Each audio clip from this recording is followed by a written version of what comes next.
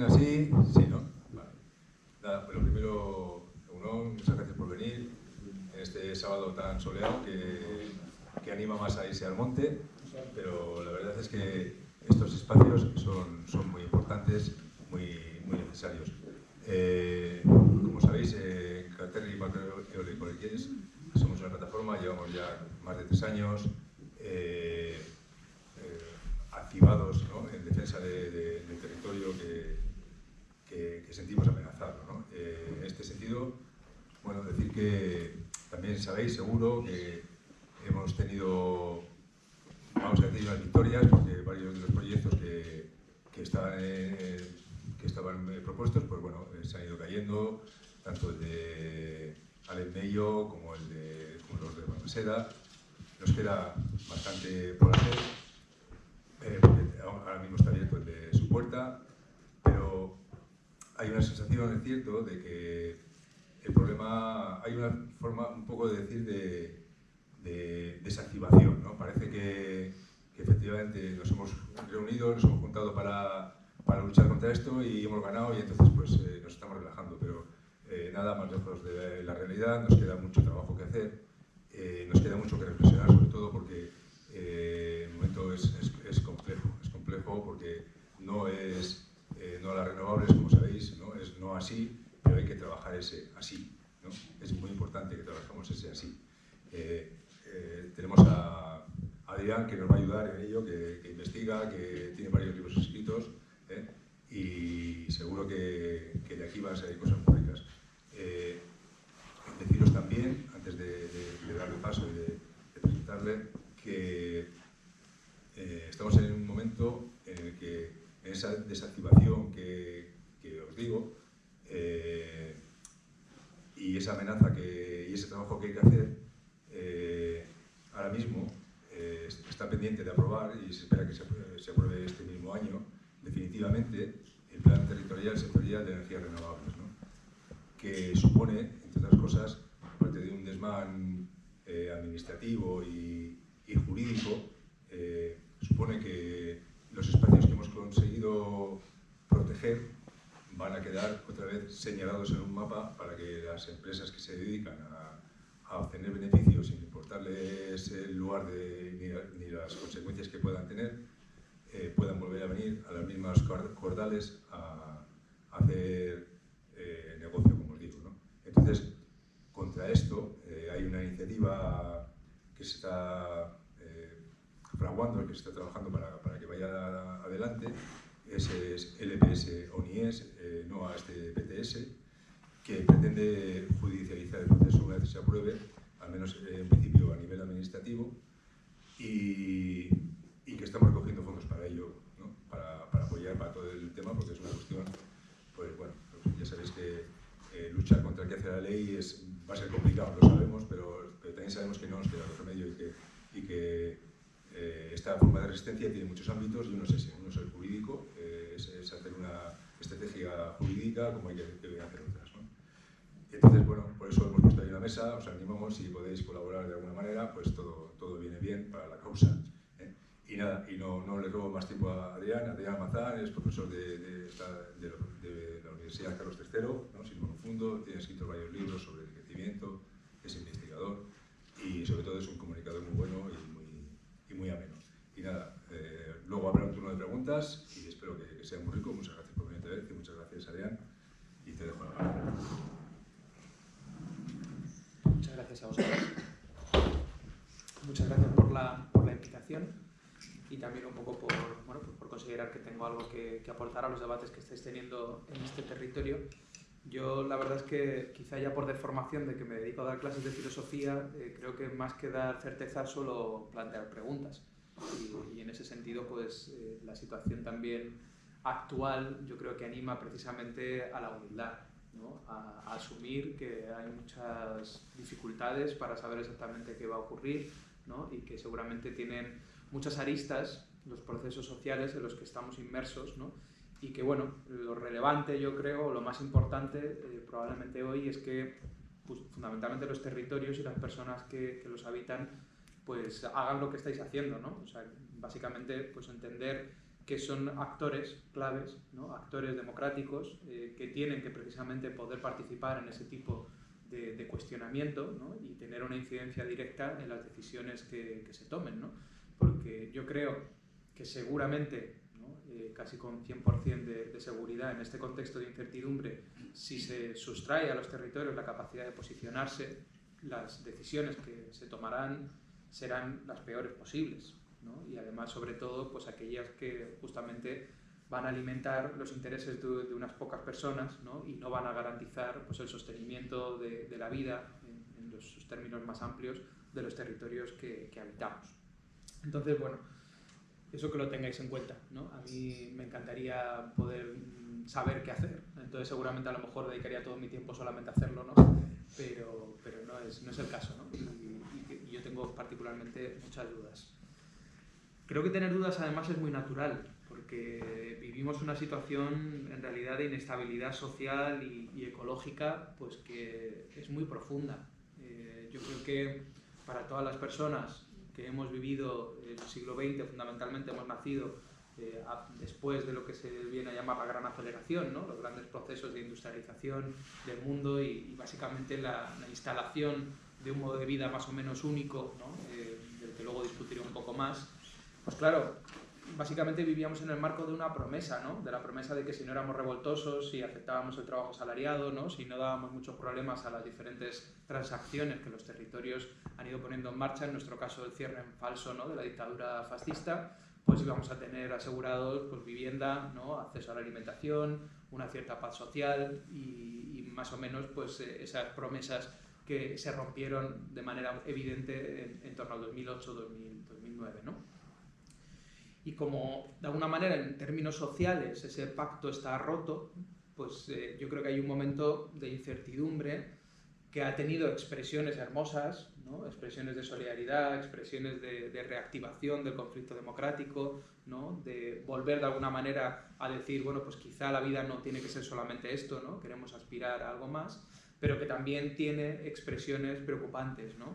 Expresiones de xenofobia, ¿no? Expresiones de miedo, expresiones de odio, que de alguna forma pues, se van articulando en muchas, no solamente opciones políticas, sino corrientes de opinión, ¿no? E incluso sentires sociales. Porque seguramente tiene razón Yayo Herrero cuando dice que lo que compartimos todos un poco transversalmente hoy es nuestro miedo al futuro, ¿no? Hemos pasado, digamos, de momentos en donde lo que teníamos era confianza en el futuro, incluso fe en el futuro, a vivir en un momento donde tenemos miedo al futuro, ¿no? Y tenemos que ver cómo elaboramos ese miedo al futuro, porque de alguna manera es la masilla que está dando forma a muchos de los debates políticos actuales, ¿no?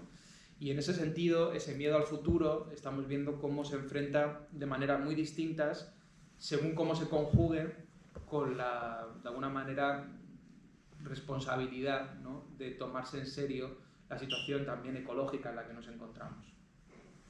Claro, negar que existe ningún problema en lo ecológico permite declinar ese miedo al futuro con argumentaciones simplistas, ¿no? Como la de que todo es culpa de los migrantes, por ejemplo, ¿no? Es decir, bueno, todo está bien, ¿no? Y solamente hay un factor exógeno que ha entrado en nuestros territorios que está haciendo que de hecho pues, no se acceda a ese futuro radiante que estaba prometido, ¿no? Luego también hay formas de negacionismo parcial de la situación ecológica, que esas las conocéis bien porque están en el centro de los debates que seguramente ocupan a muchas de estas plataformas y particularmente a la vuestra, que es decir, bueno, sí hay un problema ecológico, pero no pasa nada, no tenemos que hacer grandes cambios, ¿no? Más que básicamente un cambio tecnológico, ¿no? Instalar una nueva infraestructura, confiar en la opción política correcta y ya está, ¿no? Y luego está ese otro espacio en el que creo que nos movemos todas y todos, ¿no? Decir, bueno, somos conscientes que la crisis ecológica que atravesamos, ¿no? Hunde sus raíces tan profundamente en nuestra forma de vivir y tiene unas consecuencias a corto, medio y largo plazo, ¿no? Que son tan tremendas que claramente necesitamos algo más que esas opciones, ¿no? Esas transiciones verdes y digitales que nos plantean, que no solamente son incapaces de dar solución a ese marco, ¿no? de crisis socioecológica, sino que en muchos ámbitos pues, lo exacerban, ¿no? De alguna manera pueden profundizar en muchos de esos daños. Entonces, creo que particularmente además en estos últimos 5 o 6 años, ¿no? No solamente no vamos caminando hacia acercarnos más a esa toma de conciencia de alguna forma más profunda, más genuina, ¿no? Más sincera de la necesidad de una transformación profunda, sino que más bien va avanzando, ¿no? Esa opción de negacionismo en todos los niveles, no solamente de negacionismo climático, ¿no? Sino de negacionismo de nuestros límites, de nuestra fragilidad como sociedades y también como personas, ¿no? Y esto es un punto que es muy relevante porque es evidente que el discurso de los pactos verdes y de las transiciones verdes y digitales ha hecho un uso a veces espúreo de la cuestión climática, por ejemplo. Y bueno, pues da mucha rabia, ¿no? Cuando a uno, por ejemplo, le quieren hacer pasar un interés empresarial de los de siempre, pues con un argumento climático, ¿no? O ecológico. Pero también tenemos que ser cuidadosos de no tirar el niño con el agua sucia, ¿no? Porque la crisis climática es real, es extremadamente urgente el tomar medidas y, por ejemplo, pensar una descarbonización real, o sea, es decir, un desacoplamiento de los combustibles fósiles de las sociedades de todo el planeta, porque a día de hoy, digamos, con, por supuesto, enormes diferencias y desigualdades, tenemos una dependencia compartida, pues es una de las tareas más urgentes que tenemos como sociedad y como todos los territorios en los que habitamos, ¿no?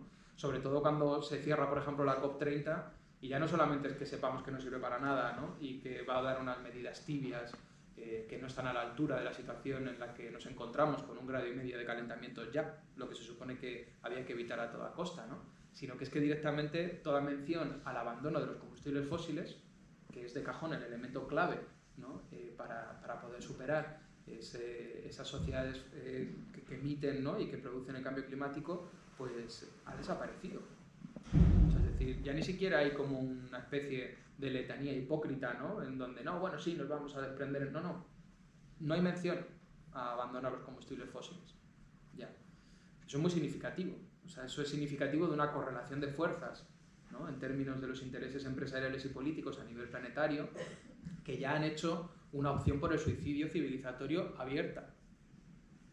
Abiertamente han decidido seguir adelante, ¿no? Poniendo por delante los negocios a toda costa, independientemente de lo que vaya a suceder, ¿no? Y fundamentalmente todos esos actores políticos de extrema derecha que tenemos delante hay que entenderlos como lo que son, ¿no?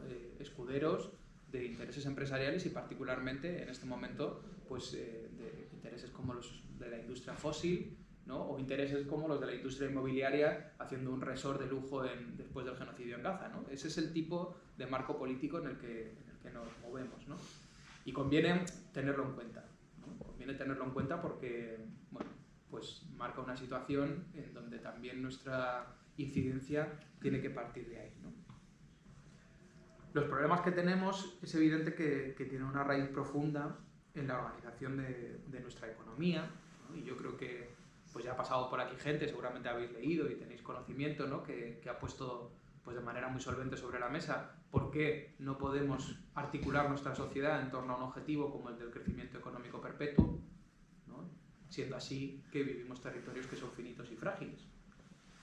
Es evidente que si no nos desprendemos de esa manía del crecimiento económico, si no dejamos de medir lo que sea el bienestar en estándares como el PIB, ¿no? Si no somos capaces de dar centralidad a la vida frente al lucro, no podremos hacer nada. Yo en eso no voy a incidir más, porque creo que es fácil de comprender, aunque la enormidad de las consecuencias sea gigantesca, ¿no? Porque digamos que se han moldeado territorios, sectores productivos, ¿no?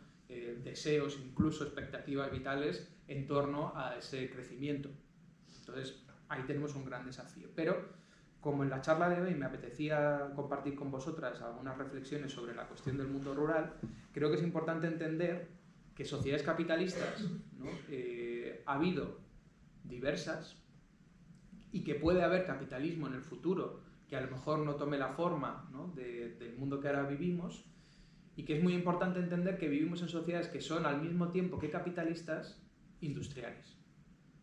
Y esa cuestión, digamos, de su naturaleza industrial es muy importante, ¿no?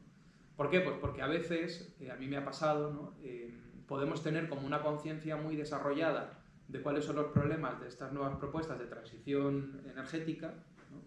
Pero idealizar quizá el mundo de hace solo unas pocas décadas que se fundamentaba, por ejemplo, en el sector industrial, ¿no?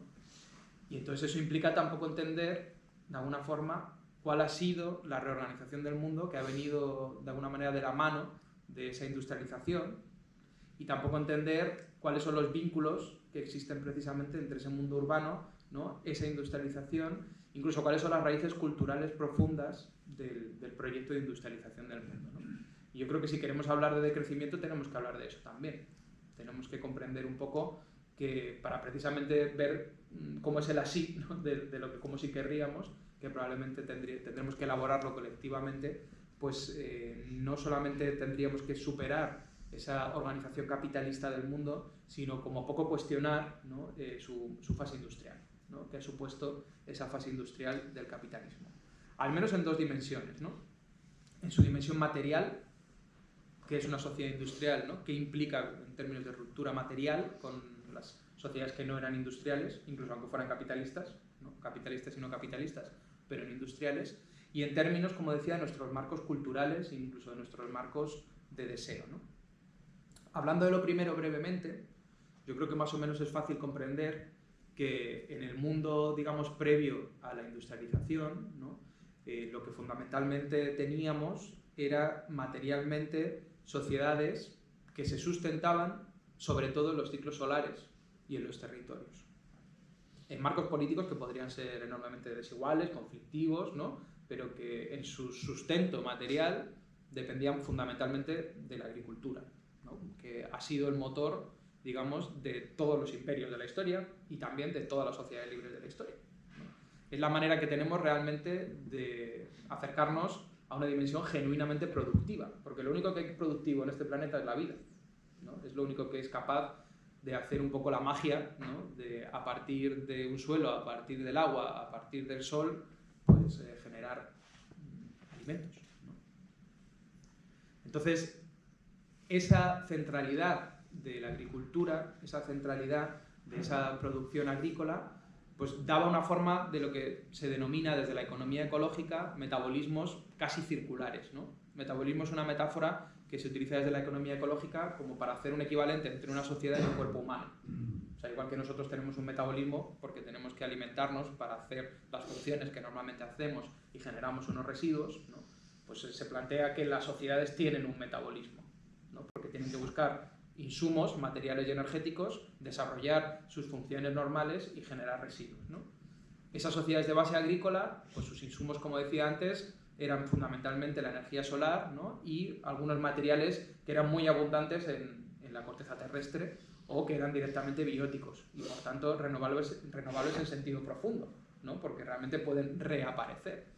Pues los bosques comunales, por ejemplo, son un buen ejemplo de ese tipo de gestión, ¿no? Yo puedo tener leña todos los años y si hago un buen manejo nunca voy a dejar de tener leña, ¿no?, porque realmente hay una reproducción real. Igual que si yo hago un buen manejo de la tierra, pues puedo tener no solamente, ¿no?, una productividad, ¿no?, una fertilidad que se mantiene, sino que incluso a lo mejor hasta se puede ampliar, ¿no?, porque muchas sociedades tuvieron y tienen una intervención positiva en el entorno. Una de esas es más biodiversa que un bosque de encinas, por ejemplo, ¿no? O sea, un correcto manejo puede llegar a ser incluso más favorable para la naturaleza, ¿no? Y se habla de circularidad porque, ¿qué ocurre? Con esas fuentes primarias, los procesos normales, alimentarse, construir viviendas, ¿no?, calentarse, etcétera, pues apenas generaban ningún residuo que no fuera el punto de partida de un nuevo proceso, otra vez. En la agricultura tradicional es muy evidente, ¿no? Si tú haces un manejo sin tóxicos, fundamentalmente, pues todo lo que sale de tu proceso de producción de alimentos es en realidad el insumo que le vuelve a dar fertilidad a la tierra, ¿no? Es algo hermoso en ese sentido, ¿no? Son procesos sin residuos. Además, ¿no?, no había necesariamente o de manera muy intensa una dimensión extractivista, porque, claro, si tú no dependes fundamentalmente de metales, como sucede hoy, o de los que dependes son o muy abundantes, ¿no?, o de alguna manera muy fáciles de reutilizar, como por ejemplo el hierro o el cobre, ¿no?, o sea, metales que son muy fáciles de volver a amalgamar, de volver a forjar, ¿no?, de volver a utilizar, las necesidades que tú tienes de realizar procesos extractivos son muy pequeñas. Tanto es así que culturalmente, por ejemplo, la minería ha estado mal vista hasta prácticamente el siglo XVI-XVII, hasta el nacimiento del capitalismo, ¿no? O sea, hasta el nacimiento del capitalismo la minería la hacían siempre presos, trabajos forzados, ¿no? Y de hecho se percibía como un elemento, digamos, antinatural, ¿no? Porque era trabajar bajo tierra, en la oscuridad, ¿no? Arrancando materiales de las entrañas de la tierra. Uno puede encontrar a los clásicos romanos, por ejemplo, ¿no? Haciendo afirmaciones de ese tipo y ver que, como yo investigo sobre esas cosas, me interesó cómo fue el conflicto cultural cuando en el siglo XVII, ahí sí el capitalismo empezó a necesitar, a tener acceso a más recursos, ¿no? Y empezó a tener que dar fundamentaciones de por qué eso sí se tenía que hacer, ¿no? Y curiosamente, por ejemplo, eso supuso trastocar el tipo de relación y de concepto que se tenía de la naturaleza, ¿no?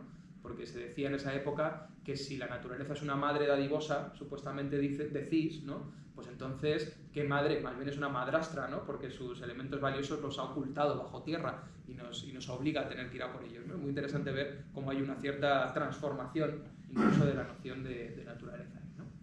Entonces, el inicio de los metabolismos industriales, primero con una pequeña industrialización que se hizo a base de viento y agua, ¿no? Cuando se extendieron un montón de molinos en el centro de Europa, ¿no? Y molinos de agua y molinos de viento, que pusieron en marcha los primeros procesos industriales, pero fundamentalmente con la introducción masiva de los combustibles fósiles, ¿no? De los metales y de otros minerales raros, supone un cambio de 180 grados con la anterior, ¿no? Si teníamos circularidad, ahora tenemos linealidad.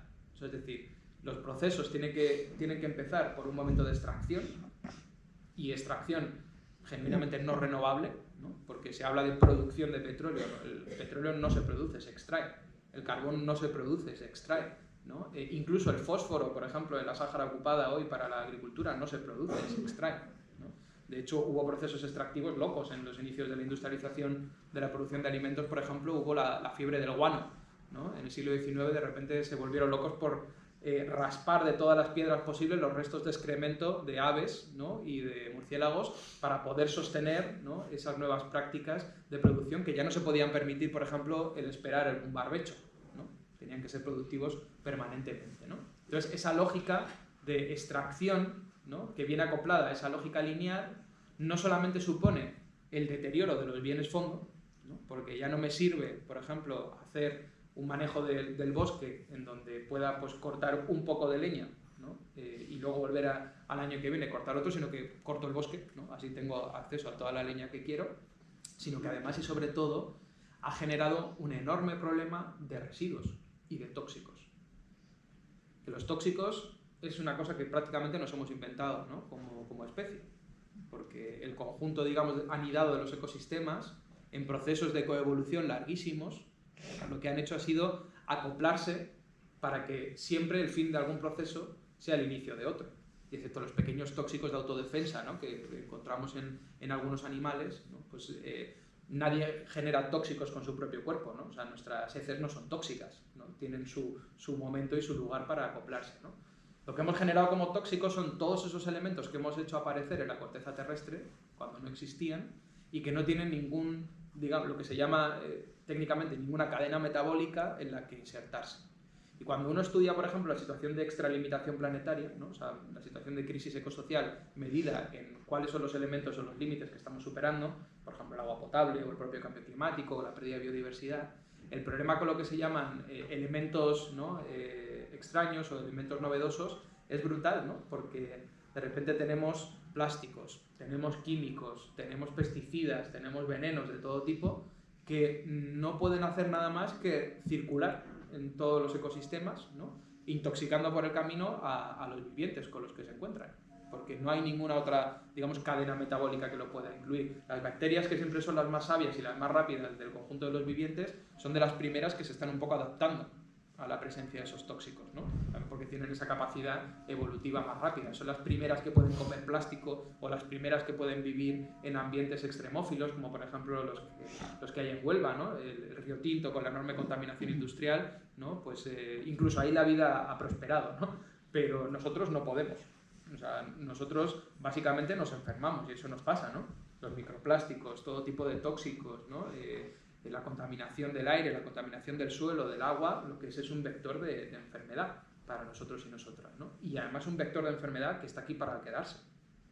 Porque el plástico, por ejemplo, ¿no? Es una catástrofe planetaria. No solamente porque inunda, ¿no? Las aguas y las tierras, sino porque básicamente como no desaparece, o se quema y entonces pasa a estar en el aire, o se descompone y se convierte en microplástico que por ejemplo, está presente en todos nuestros torrentes sanguíneos, ¿no? Incluso en nuestros cerebros. Ha habido ahora estudios recientes que identifican microplásticos en el cerebro y no se sabe qué resultado puede tener. Hombre, se sabe, ¿no? Que el estado de salud va empeorando a nivel global, paradójicamente, ¿no? Aunque el relato del progreso nos diría que vamos encaminados siempre, ¿no? A tener una mejor salud, pues no es así, porque tenemos medios muy sofisticados para atender muchas situaciones de enfermedad particular, pero digamos que los estándares bases de salud empeoran por nuestro modo de vida, por la exposición a tóxicos, por la falta, por ejemplo, de ejercicio físico, por el tipo de alimentos que consumimos, ¿no? Y esta exposición a tóxicos es muy importante y sería además, pues podríamos dar toda una conferencia de cómo además encima tiene una cierta sensibilidad a la cuestión de género, ¿no? Porque, por ejemplo, los tóxicos industriales de los cosméticos o de los productos de limpieza pues afectan mucho más a las mujeres en términos de salud que a los hombres, ¿no? Por la composición de grasa permanente, por ejemplo, en el cuerpo, ¿no? Por tanto, la configuración metabólica, ¿no? Usando esa palabra que antes he introducido, de las sociedades industriales, es un problema. Es un problema porque al mismo tiempo que requiere de esos materiales que son finitos, ¿no? Y que para acceder a ellos hace falta destructividad social y natural, porque no he entrado en la cuestión colonial, pero bueno, esta es central. Desde los orígenes ese metabolismo se ha sustentado precisamente, ¿no? en una lógica colonial con la naturaleza y con los seres humanos. Podemos pensar desde la plata del Potosí, ¿no? Hasta las tierras raras y el litio, ¿no? Hoy seguimos viendo más o menos la misma historia, pero con un relato a veces y con un marco legal más sofisticado, ¿no?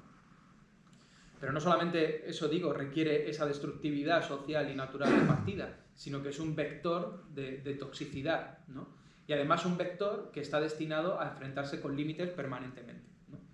Y eso es un drama de nuestro tiempo, de alguna forma, ¿no? O sea, por ejemplo, la agricultura industrial, que en los años 60 se planteó como la solución tecnocientífica mágica al problema de la alimentación, porque de repente se podían sacar 2 y hasta 3 cosechas al año, ¿no? Lo que ha hecho ha sido agotar sistemáticamente los bienes fondo, que se llaman, en este caso el suelo, la fertilidad del suelo, ¿no? Entonces, ahora ya no es que no podamos sacar 3 cosechas al año y se haya pasado a veces a 2 o a 1, sino que lo que está ocurriendo es que se desertifican esos territorios. O sea, donde ha habido un uso intensivo en ese tiempo suficiente, hay procesos que ahora no voy a entrar en detalle, que al final hace que esa fertilidad del suelo desaparezca. Entonces, por ejemplo, la meseta castellana, ¿no? En el momento en que no tuviera acceso a esos insumos químicos, ahora mismo es un desierto en potencia. O sea, no solamente no hemos hecho realidad esa promesa, ¿no? De la fecundidad, digamos, permanente, ¿no? Y absoluta, sino que hemos degradado la posibilidad de utilizar eso como siempre se había utilizado durante miles de años, ¿no? Y eso ocurre lo mismo cuando hablamos del cambio de uso del suelo, con la extensión de la urbanización, ¿no? De los tóxicos, etc., ¿no? Entonces, ese metabolismo industrial es el gran problema, ¿no?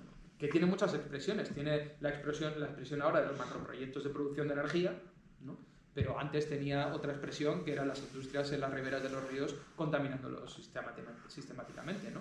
O sea, no son dos cosas distintas. De hecho, ese es el gran problema, que no son dos cosas distintas, sino que hay una continuidad de una cosa en la otra, realmente, ¿no? Pero claro, los problemas no son solamente materiales, sino que hay que entender, y eso pues creo que nosotros desde las humanidades lo podemos hacer quizá mejor, ¿no? Que desde las ciencias naturales, ¿no? Yo de hecho estudié física, cuando terminé física me interesó más estudiar esto, porque creo que es muy necesario para comprender cómo se organizan las sociedades y cómo se transforman, ¿no? Y es que hay que comprender que la industria no solo es una organización del mundo, sino que es una organización cultural, y una organización también de nuestros deseos y de nuestras expectativas y de nuestra manera de comprender lo que somos y lo que queremos, ¿no? Y esto sería muy largo de discutir. Os recomiendo mucho un libro que se llama Autonomía y subsistencia, de Aurélien Berland, porque yo creo que él estudia con mucha profundidad qué significa la transformación cultural que vino asociada a la industria, pero él ahí tiene una idea que me gusta mucho, que él la denomina, ¿no? De alguna manera, el proyecto de la liberación. O sea, cómo la industria ha prometido, la industrialización ha prometido al conjunto de la humanidad que se va a poder liberar. Que todos vamos a poder ser como señores, ¿no? Como ricos, de alguna forma. Porque vamos a poder hacer, ¿no? A otros lo que nosotros no queremos hacer, ¿no? Entonces, claro, hacer a otros, eso es algo muy viejo en la historia, ¿no? Pues eso es lo que han hecho siempre los ricos cuando han tenido esclavos, o lo que han hecho los hombres cuando han hecho que las mujeres hagan las tareas que ellos no querían hacer, ¿no? La raíz, digamos, básica yo pues no tengo que hacer nada. Claro, según fue avanzando el tiempo, ¿no? Y también los ideales democráticos se fueron generalizando, con tantas dificultades como sabemos, claro, de repente era un poco feo plantear esa promesa de que todos íbamos a poder liberarnos del mundo del trabajo, ¿no? Y ser como señores si eso pasaba por la explotación directa de las personas. Aunque bueno, si vivían en otro continente y eran negros no pasaba nada, ¿no? Pero bueno, parecía como que quedaba feo, ¿no? El que eso fuera el discurso explícito. Entonces ahí es donde apareció al rescate, de alguna manera, la ciencia y la tecnología, ¿no? Porque la ciencia y la tecnología lo que nos ha prometido de alguna forma es que nos puede liberar de todas esas tareas sin mediar dominación de ninguna persona, ¿no? Porque si de alguna forma hay una enorme máquina, por ejemplo, que realiza el trabajo en la mina, pues no tenemos que tener ni a esclavos ni a obreros haciéndolo, ¿no? Si tenemos la rumba, pues ya no hace falta que nadie nos barra en casa, por poner un ejemplo un poco más cómico, ¿no? Pero la idea, digamos, de que podemos hacer a las máquinas, ¿no? Entonces nosotros vivir todos como ricos, de alguna forma, está en el corazón de la idea de la industrialización a izquierda y a derecha, porque la revolución comunista durante muchos años era precisamente los soviets más la electricidad, como decía Lenin, ¿no? O sea, es decir, vamos a, de alguna manera, poner en marcha toda esta maquinaria industrial, ¿no? Y nos vamos a liberar del trabajo, ¿no? Va a ser el mundo de la abundancia, del ocio, ¿no? y de la riqueza generalizada. Ahora, claro, el problema que había ahí es que se nos está olvidando un trozo de la historia, ¿no? Y es que ese hacer de las máquinas, ese hacer de la industria, pues no solamente siempre ha arrastrado dominación de personas, ¿no? Porque hay muchos trabajos que siempre han estado al final, ¿no? Pues de la mano de esas personas que no nos importa que tengan esa posición desfavorecida, ¿no? Ya sea, por ejemplo, la extracción de materias primas, donde es muy evidente, pero en el propio trabajo industrial. A día de hoy, por ejemplo, en China, la gente se suicida dentro de las propias fábricas. Y esto fue muy sonado hace solo unas pocas décadas. En las fábricas donde se fabrican los smartphones, por ejemplo, hay un régimen prácticamente, ¿no? de guerra. La gente no puede salir de donde está, tienen controlado el acceso y la salida. Muchos son migrantes rurales que están en situación irregular en términos de papeles y por tanto dependen, ¿no? de la fábrica para todo, ¿no? No tienen derecho a huelga, no tienen derecho a sindicación, y una forma de protesta que se generalizó fue el suicidio, ¿no? Y hubo un caso que trascendió porque era un obrero que también escribía poesía y algunos ensayos, y antes de morir dejó escrito un pequeño libro que se publicó, está accesible en castellano, ¿no? Y nos abrió esa pequeña ventana. Pongo ese ejemplo, podríamos poner millones, ¿no? Y por supuesto la destrucción de la naturaleza. Claro, al final toda esa sostener, ¿no? Nuestro deseo de vivir como ricos, nuestro deseo de viajar a donde nos dé la gana, ¿no? De consumir todo lo que sea necesario, de estar en Balmaseda pero poder consumir, ¿no? un alimento de cualquier lugar del mundo, pues se ha sustentado precisamente sobre ese tipo de impactos naturales, ¿no? Entonces tenemos un problema también culturalmente, ¿no? Porque en esa idea de progreso, en esa promesa de que nosotros vamos a poder liberarnos, ¿no? y básicamente vivir como ricos, ¿no? Pues hay una trampa, de alguna forma, ¿no? Hay un precio oculto al que no queremos atender, ¿no? Y que tiene una raíz muy, muy profunda. Esto ya sería hablar de cosas, ¿no? quizá más profundas, pero bueno, en el fondo está nuestra negación a asumirnos como animales y como mortales. O sea, a nadie le gusta entenderse como frágil, como limitado, como destinado a la muerte, ¿no? Y es mucho más sexy imaginarse como inmortal, ¿no? Como habitante de las nuevas colonias de Marte, ¿no? O como cualquier otra proyección cultural que nos da nuestro mundo, ¿no?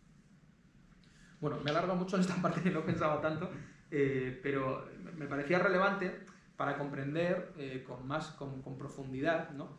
Que el mundo que de alguna manera ha sido el resultado de esa industrialización es un mundo en el que se ha obrado pues, la noción que se utilizó mucho en los años 60, 70 en Europa cuando eso estaba ocurriendo, ¿no? Por ejemplo, en el Estado español hablaba de ello Miguel Delibes mucho, ¿no? En Italia hablaba Pasolini, ¿no? En Francia también hubo otros autores como Charbonneau, Ellul, ¿no? Hablaban de que se estaba viviendo una mutación antropológica, que de ahí lo de la mutación, que a veces que pensamos poner el cartel y luego nos da miedo, de a ver quién va a venir, qué cree que vamos a hablar, ¿no? Hablaban de que se estaba dando una mutación antropológica en el sentido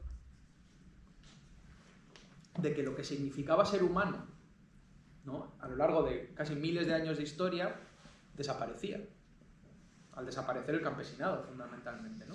El campesinado como ese, digamos, referente básico de ese otro metabolismo, pero también de otra cultura muy distinta, ¿no? De una cultura que no buscaba precisamente sustraerse de esa muerte, sino que de alguna manera negociaba con el límite.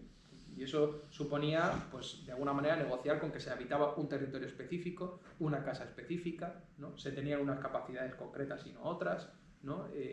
Y también de alguna forma se negociaba con la muerte en la cercanía que esa muerte tenía en muchos casos, ¿no? Y eso es muy hermoso, a mí me gusta mucho, ¿no? estudiar pues eso que supuso el mundo rural en los espacios europeos, porque yo creo que ha habido como mucha exotización, ¿no? De los pueblos originarios de todo el planeta, ¿no? Como de alguna manera, pues sobre todo en el ciclo antiglobalización, con el zapatismo, etcétera, pues era todo como, bueno, los pueblos originarios, ¿no? Ahí está la solución, ¿no? Cuando eso en realidad pues nos es un poco lejano culturalmente, ¿no? Y ha habido, yo creo, también por buenos motivos, ¿no? Fundamentalmente el franquismo, ¿no? Aquí pues un cierto desprecio o autoodio de algunos elementos culturales y materiales que en el propio mundo rural, en el propio mundo campesino, ¿no? Pues son enormemente valiosos. Son enormemente valiosos, ¿no? Igual que otros no, ¿no? Hay muchos que sí lo son. Y es que en toda esa insostenibilidad de la que antes hablaba, hay un nodo que es central, ¿no? Y hay un elemento que es clave, que son las ciudades. Y esta es otra cosa que hay que poner sobre la mesa con toda claridad, ¿no? El resultado último de esa insostenibilidad del capitalismo industrial es las megaurbes y el modo de vida urbano, que aglutina en sí, ¿no? Pues todas estas problemáticas, porque se ha construido un espacio que no tiene ninguna apenas capacidad productiva real, ¿no? Es un espacio de puro consumo y de puro desecho, pero es que además que culturalmente funciona como una cámara de eco en que cualquier valor que no sea precisamente el de ese consumo, pues tiene muchas dificultades para avanzar. Y esto no es una negación de la ciudad en la historia, ¿no? Era otra cosa muy distinta. A mí me gusta muchísimo un autor que se llama Lewis Mumford, que escribe libros muy gordos, ese es un problema que tiene, pero que son muy interesantes, ¿no? Tiene uno que se llama La ciudad en la historia, por ejemplo, que es muy gordo, pero que te muestra cómo históricamente, ¿no? La ciudad era un espacio productivo, por ejemplo, ¿no? ¿En qué sentido? Pues que todos los patios de las casas de las ciudades, que ahora llamamos ciudades, pero que no son nuestros monstruos, ¿no? Estamos hablando de ciudades que tenían 15, 20.000 habitantes, ¿no? 50.000 habitantes a lo sumo, ¿no? Pero tenían espacios de producción de alimentos, ¿no? Tenían espacios de recepción de desechos, ¿no? Y su propia escala, además, hacía que las cosas más normales no se convirtieran en un vector destructivo, porque ¿cuál es nuestro problema hoy en las macrourbes de cientos de miles de personas, de millones de personas, de decenas de millones de personas? Es que ese es el horizonte que existe mundialmente. Pues que hasta la cosa más sencilla, como puede ser la basura, ¿no? O como puede ser tirar de la cadena, es un desastre ecológico. Claro, porque en ese grado de concentración, ¿no? Lo que puede ser hacer pis, ¿no? O hacer caca en el bosque, pues se convierte en contaminar, ¿no? Flujos de agua, ¿no? Se convierte en lodos tóxicos, se convierte en problemas irresolubles con la basura, ¿no? Pensar en alimentación. Claro, nada tiene que ver, por ejemplo, el tipo de estructuras, aquí no la conozco tanto, ¿no? Pero en otros territorios era muy claro cuál era el mapa de la producción y la distribución de alimentos, por ejemplo, ¿no? Yo que he vivido muchos años en Madrid, pues todavía a día de hoy en la geografía de la ciudad, ¿no? Se recuerda mucho de ese mapa, como por ejemplo hay muchas bodegas que se llaman bodegas Mérida, bodegas Méntrida, que son pueblos que son muy cercanos, ¿no? Que por ejemplo pues eran responsables de la producción de vino, ¿no? Los alimentos, por ejemplo, de Aranjuez, todavía es conocido, está en la memoria el tren de Aranjuez que venía cargado de todas las verduras que se vendían en la ciudad, ¿no? Y eso hasta el siglo XX. O sea, no estoy hablando del siglo XII ni del siglo XI, estoy hablando del siglo XX, ¿no? De inicios del siglo XX. Claro, eso si tienes unas pocas decenas de miles de personas, pero si tienes millones de personas, la cosa cambia, ¿no? Si además tienes millones de personas que quieren comer mango en cualquier momento del año, pues la cosa cambia muchísimo, ¿no? Y tienes que, de alguna manera, meterte en esas cadenas de producción y distribución y consumo globales, ¿no? También tienes que meterte en las prácticas industriales de sostenimiento, ¿no? Y de conservación de esos alimentos, y luego ya directamente caes en los problemas que son directamente como de, no sé cómo llamarlo, pero de irracionalidad capitalista más profunda, ¿no? O sea, pensemos en la industria de producción de carne en el Estado en general, ¿no? O sea, cómo tenemos hoy una especialización productiva de las macrogranjas porcinas, ¿no? Muy instaurada en zonas de Cataluña, en zonas de Castilla, ¿no? Que son meramente exportadoras, porque casi todo ese cerdo en realidad es para que se coma en China, que además se sostiene en el monocultivo de soja, ¿no? En el cono sur, que está en la raíz del deterioro de tierra, de salud y de agua en toda esa región, ¿no? O sea, estamos en ese tipo de lógicas insertos, ¿no? Pero la ciudad y el modo de vida urbano son sin duda pues uno de sus nodos más problemáticos, ¿no? Ahora, hay que tener mucho cuidado. ¿Por qué? Pues porque decir eso no quita en absoluto señalar que tampoco existe hoy algo así como un mundo rural que sea un otro de la ciudad, ¿no? Y que plantearlo así pues es un tanto ilusorio, al menos de manera rotunda, ¿no? Como decir, está la ciudad que es el mal y está el campo que es el bien, algo así, ¿no? Que a veces te lo encuentras en cierto relato, ¿no? O en cierto discurso. ¿Por qué? Pues porque los territorios no urbanos, ¿no? Que muchas veces ya son conurbación casi, pero bueno, incluso los que están suficientemente alejados como para pensarse como territorios no urbanos, no dejan de ser en su mayoría, ¿no? Territorios industriales. Lo que pasa es que de otros sectores industriales, ¿no? De la agroindustria, de la industria forestal, ¿no? Porque los pinos de repoblación o los eucaliptos, esos paisajes que vemos ahí, eso no es un paisaje natural, eso es un paisaje industrial, ¿no? Que tiene una lógica extractiva y que no es sostenible bajo ningún parámetro de sostenibilidad ecológica ni social tampoco. O sea, al igual que cuando haces minería, extraes esos recursos, ¿no? Debajo de la tierra y generas un impacto, cuando plantas sistemáticamente y durante décadas pues eucaliptos o pinos, ¿no? Estás acidificando y arenificando esos suelos y haciendo que de alguna manera su fertilidad natural también desaparezca, por ejemplo, ¿no? Es más complejo porque, claro, son industrias que quizá pues, son mucho más populares, ¿no? Que de alguna manera no digo que sean equivalentes a otras, porque a lo mejor han tenido más capacidad de arraigo, de generar beneficio, de hacer que ese beneficio sea de alguna manera más democrático, pero tienen el mismo problema de base, ¿no? Funcionan en la misma lógica. Eso por no hablar de nuevas industrias como la industria del turismo, ¿no? O por no hablar también de la dificultad que existe a día de hoy por el marco social en el que nos movemos, ¿no? Para desengancharse de los espacios urbanos, de los metabolismos urbanos. O sea, por ejemplo, en términos de transporte, ¿no? O sea, habría que pensar muchísimo las zonas no urbanas en términos de transporte para que estas se articularan en un marco razonable, ¿no? Porque si dependen fundamentalmente del coche y del coche de combustión, porque encima además son zonas más deprimidas que no tienen acceso a otro modo de transporte, ¿no? Pues eso es un problema, ¿no? Entonces, simplemente hay que comprender que cuando se habla de decrecimiento, lo que se habla es de una transformación social general, ¿no? Y se habla de rearticular el territorio de otra forma, ¿no? Fundamentalmente, pues rearticularlo, yo creo, en torno a otros valores, otros principios de base. O sea, frente a la producción de beneficio, ¿no? El sostenimiento de la vida.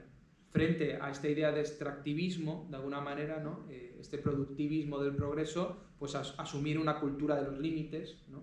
Y frente a esta desdemocratización que ha supuesto, yo creo, ¿no? Esa gran mutación, pues una apuesta por la autonomía, ¿no? Por la autonomía material, o sea, por la capacidad de las gentes y de los territorios de sostener sus necesidades, pero también por una autonomía política, ¿no? Que implica el conflicto. Y por eso digo que existan personas en un territorio que simplemente digan nosotros tenemos y queremos tener algo que decir sobre lo que aquí ocurre es muy valioso, porque supone un ejercicio de democracia directa, un ejercicio de construcción de autonomía política, ¿no? Y eso es crucial, ¿no? Bueno, desde esa base entonces, ¿no? Y para ir cerrando, de crecimiento desde el territorio rural, ¿no? Lo titulábamos a la charla. ¿Por qué? Pues porque yo creo que conviene pensar pues cuáles son las, digamos, especificidades de lo que hoy podríamos llamar territorios no urbanos, ¿no? Y por qué es importante pensar desde ahí, ¿no? Tanto en la historicidad de cómo se han construido esos territorios no urbanos, como en las potencialidades que yo creo que tienen para convertirse en posibles motores precisamente de esa opción política decrecentista y de ese tipo de transformaciones, ¿no? En el primer sentido, es, yo creo, extremadamente relevante comprender, digamos, nuestros territorios no urbanos en su historicidad. ¿Y por qué digo esto? Pues porque, claro, el referente que tenemos de mundo rural, de manera más cotidiana y culturalmente, es un mundo rural muy particular, que es el mundo rural que surge del golpe del Estado fascista, ¿no? Y que eso, de alguna manera, lo marca de muchísimas formas, ¿no? Lo marca en términos sociológicos, en términos culturales, en términos de distribución de la tierra, ¿no? Muchas lógicas que yo creo que con muy buen sentido han hecho que para generaciones de personas, pues esos territorios rurales hayan sido sentidos, ¿no? Vividos y recordados como espacios enormemente hostiles, indeseables, ¿no? Y sin ningún tipo de potencial político ni vital, ¿no? Y yo creo que no es casual que, digamos, muchas personas hayan sido o forzadas, ¿no? O hayan deseado abandonarlas finalmente, ¿no? O sea, y lo digo yo, que mis abuelos, por ejemplo, vivían en Ávila y eran esclavos, porque es la palabra, ¿no? O sea, trabajaban desde los 6 años a cambio de comida para su familia, ¿no? Claro, es lógico que mis abuelos, en cuanto pudieran salir de ahí, pues quisieran ir, lógicamente, ¿no? Entonces, el hecho de que de alguna manera ese haya sido el marco, pues claro, dio lugar a todo lo que sabemos en términos de patriarcado, ¿no? En términos de una cultura monolítica, ¿no? En donde la protesta estaba totalmente prescrita, pero también, y eso se nos olvida más, y yo creo que eso se está empezando poco a poco, ¿no? A poner más sobre la mesa y a investigar más, hay que entender que el franquismo ya trató los territorios no urbanos, ¿no? Como una especie de, básicamente, bueno, reserva o materia prima para su proyecto, ¿no? Que sobre todo a partir de los años 50, porque antes era un poco distinto, pero sobre todo a partir de los años 50 fue un proyecto meramente urbano, ¿no? El proyecto de la modernización, ¿no? El proyecto guiado por los ingenieros del Opus y el proyecto de hacer de España una grande y libre, ¿no? Pues una potencia en términos sobre todo pues turísticos, ¿no? y otros que conocemos, ¿no? Entonces, hay una noción que yo creo que es muy importante tener en mente, y es que el franquismo básicamente lo que buscó fue un vaciado sistemático de los espacios no urbanos, ¿no? Porque la gente molestaba para lo que eran sus grandes proyecciones en términos, ¿no? Industriales e infraestructurales. Y ahí, por ejemplo, podríamos pensar en dos grandes conflictos que son paradigmáticos de todo eso, que se alargaron hasta la transición, ¿no? Y yo creo que muchos habéis seguramente vivido, que son los conflictos contra la construcción de presas, ¿no? O sea, el proyecto, digamos, de la construcción de presas supuso el vaciado de muchos de esos territorios, directo por ahogamiento, ¿no? O indirecto, precisamente, por imposibilidad de rearticular ningún otro, digamos, espacio productivo y económico. Y eso, de alguna manera, supuso, ¿no? Pues la selección directa de algunas zonas como zonas de sacrificio, ¿no? Como zonas de abandono, ¿no? En paralelo, también las grandes repoblaciones forestales. O sea, el gran plan de reforestación, ¿no? Que se vivió en muchos territorios, pues en Aragón, por ejemplo, es muy patente, ¿no? Pero hay otros, supuso también, o tenía como punto de partida, ese vaciamiento sistemático del territorio. Entonces, digamos que el franquismo ya construyó, ¿no? Un territorio muy polarizado. Eso que ahora se habla de España vaciada, justamente pensando en ese vaciamiento, pero que creo que en términos, por ejemplo, ¿no? de Euskal Herria, tiene su expresión también en comarcas como esta, por ejemplo, ¿no? Suponía básicamente concentrar la riqueza en muchos de esos centros urbanos, ¿no? Y vaciar y concentrar muchas de las industrias más extractivas, ¿no? Más impactantes, más contaminantes, en esos otros territorios que estaban ya de alguna manera posicionados como espacios de sacrificio, ¿no? Eso en Galicia es paradigmático, por ejemplo, ¿no? Que digamos es algo muy, muy presente. Y eso es lo que hoy, ¿no? Hemos visto, por ejemplo, reproducirse, ¿no? En esta lógica de las nuevas industrias, ¿no? De la instalación de macrogranjas, de la instalación de macroinstalaciones eléctricas, ¿no? Etcétera, que vuelven a seleccionar las mismas zonas, ¿no? Con la misma lógica de sacrificio que ya seleccionó el franquismo en su momento, ¿no? Y eso también es importante, porque si uno ve un mapa y lo ve en paralelo, ve que hay un continuo, ¿no? Hay un continuo de esas especializaciones, ¿no? de sacrificio, que ahora es sacrificio verde. Ahora, por ejemplo, en las investigaciones se habla del sacrificio verde, ¿no? Lo vemos a nivel global, evidentemente, ¿no? Como de nuevo los espacios del sur global pues están, bueno, situados como espacios de sacrificio, netamente, ¿no? La transición verde digital europea pues requiere, ¿no? de reforzar el extractivismo en territorios de todo el planeta, ¿no? En territorios del Congo, en territorios del Cono Sur, ¿no? Etcétera, que directamente pues, se tienen que poner al servicio de lo que aquí es necesario, a veces de forma pues, obscena, ¿no? Por ejemplo, el gran corredor del hidrógeno que se planteaba con centro en Alemania, ¿no? Financiado con fondos de la Unión Europea, que quería venir desde el centro de África, atravesando todo el norte, ¿no? Y la península ibérica, parecía un proyecto de nazis, ¿no? O sea, era como una especie de cosa muy, muy obscena, ¿no? Pero a veces es más sutil, ¿no? Porque vendido a través del marco del comercio mundial, ¿no? Y de los acuerdos de libre comercio, etcétera, se reproduce esa especialización productiva de muchos espacios del sur global, ¿no? pero al interior de la península también, ya digo, también lo vemos, ¿no? También lo vemos como eso se repite. Y desde ese prisma del proyecto del vaciado, vivir, existir en esos territorios es ya en sí una apuesta política muy importante, ¿no? O sea, se habla ahora de que no se existen estos territorios, se reexisten, ¿no? O sea, existir es resistir ya, ¿no? Es de alguna manera ser un freno a esa organización del territorio, porque no solamente se abre espacios para otros mundos en ese territorio, sino que se convierte uno en un vector de resistencia, ¿no? En un agente que puede decir no, ¿no? En un agente que seguramente tiene también proyectos muy distintos de lo que ese territorio podría ser, ¿no? Entonces, existir es resistir en territorios que han sido de alguna manera seleccionados para ser sacrificados. Y hay algunas experiencias muy hermosas. Hay un libro, que también es un poco largo, ya lo siento, que se desarrolla un poco, digamos, una etnografía sobre lo que fue la instalación de la energía en Tarragona, ¿no? Que Tarragona es un poco, pues sí, es como, digamos, las encartaciones de Cataluña en el contexto de Vizcaya, ¿no? O sea, el patio trasero que han tenido Barcelona y Girona, pues para su industria química, para el turismo, ¿no? Para la producción de energía.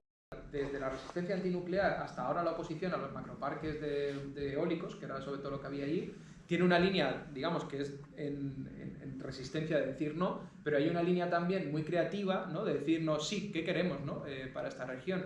¿Qué es lo que nos gustaría que fuera el motor y el articulador, ¿no? de este espacio que vivimos, ¿no? Y, por ejemplo, pues el Penedés, que a lo mejor os suena a todos, está dentro de esa zona de sacrificio, pero ha habido una capacidad colectiva en el Penedés para decir, no, nosotros queremos ser otra cosa.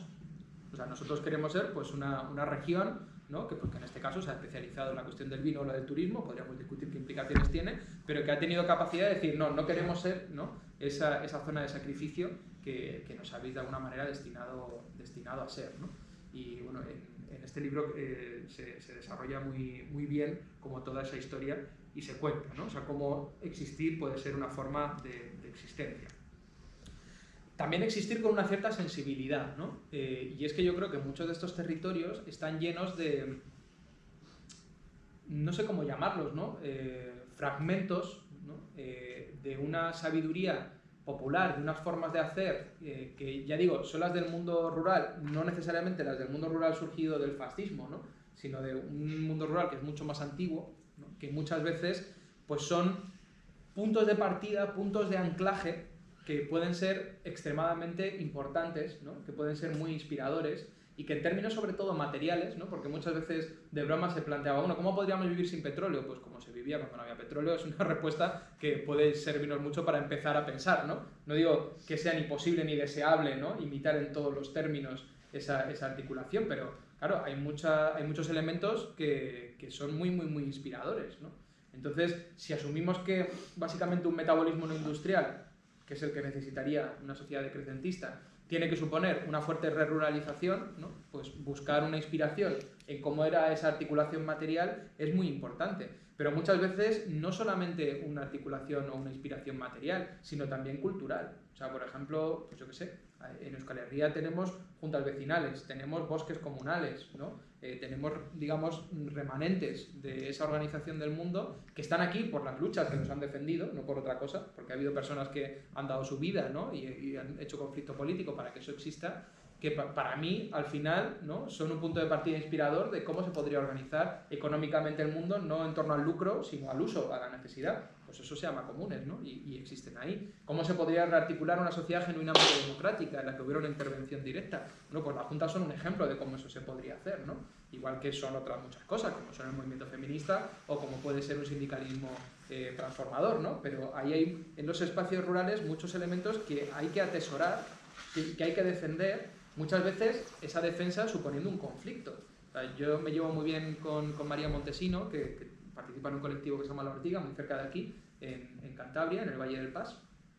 Y entonces, por ejemplo, allí tienen comunales, ¿no? Pero claro, son comunales totalmente patriarcalizados, ¿no? Y a día de hoy, pues orientados hacia la producción industrial, ¿no? de ganadería industrial. Ella, una mujer ganadera, ¿no? Que quiere tener una práctica agroecológica en su pueblo, hace una lucha por el comunal. O sea, el comunal no está ahí, digamos, como una cuestión, digamos, paralizada en el tiempo, sino ella tiene que hacer una lucha por despatriarcalizar ese espacio y además por transformarlo económica y ecológicamente, ¿no? Entonces, si ella no estuviera ahí, pues eso no podría darse, ¿no? Entonces, esos restos valiosos también hay que atesorarlos, hay que defenderlos, porque están en permanente agresión, ¿no? Hasta el día de hoy, desde que empezaron las desamortizaciones hasta el día de hoy, están siempre en agresión porque molestan, porque un común, por ejemplo, un bosque comunal es lo contrario de lo que le interesa a una sociedad capitalista e industrial, porque no produce nada, ¿no? Está ahí solamente para que la gente lo use. Eso no puede ser. O sea, todo lo que está ahí nada más que para que la gente lo use, no puede ser, ¿no? Lo hemos visto en las ciudades. La calle, como ese espacio que está ahí solamente para que la gente lo use, no puede ser. Vamos a hacer lo que sea posible para que deje de ser eso. Lo vamos a llenar de terrazas, le vamos a quitar los árboles, vamos a hacer que aquí solamente haya mercados permanentemente, porque todo lo que sea un sitio es nada más que para estar, ¿no? Y para usar, pues no nos sirve, ¿no? Que es, digamos, precisamente el principio inspirador de lo que yo entiendo como de crecimiento, ¿no? Pues cubrir necesidades, ¿no? En esa lógica de la subsistencia, o sea, que las cosas estén ahí solamente para usarse, ¿no? Y para cubrir esas necesidades.